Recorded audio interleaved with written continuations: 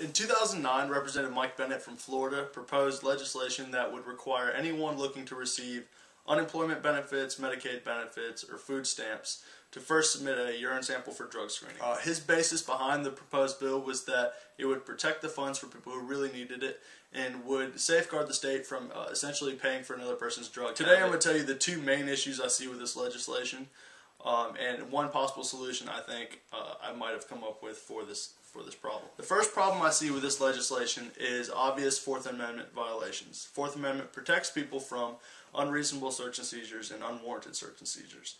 By doing a blanket drug screening like this, just drug screening everyone, you're essentially saying you don't trust anyone who's applying for the system, and everyone who is, poor essentially is the people applying for unemployment.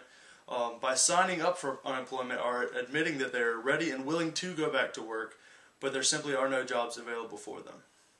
The majority of people are good people, and they shouldn't have to prove anything just to receive money, which most of them have already paid into the system and they're entitled to. The second issue I see that makes this kind of an unreasonable legislation is that it's really way too expensive. I understand the goal is to save money, but the amount of money you would have to spend initially is ridiculous. A Missouri paper did a study and found out that to test 1% of Missouri's population on Medicaid, it would cost roughly $100 per person, and then the state would have to spend $400 million a year. $400 million a year is a lot of money, and especially when you put it into perspective with how much they receive in federal aid money each year, it's only $426 million. So to test 1% of their population, they would have to spend almost all of their federal aid money instead of giving it to families who need it to buy groceries.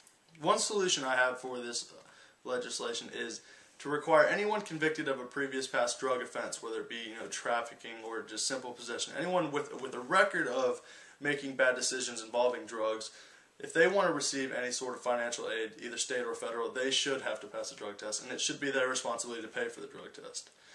That's the only case I really see where it's warranted. Anyone with a history of past drug use should be tested and should be confirmed that they are no longer on drugs before they receive any state benefits. Again, these are just my personal thoughts and beliefs.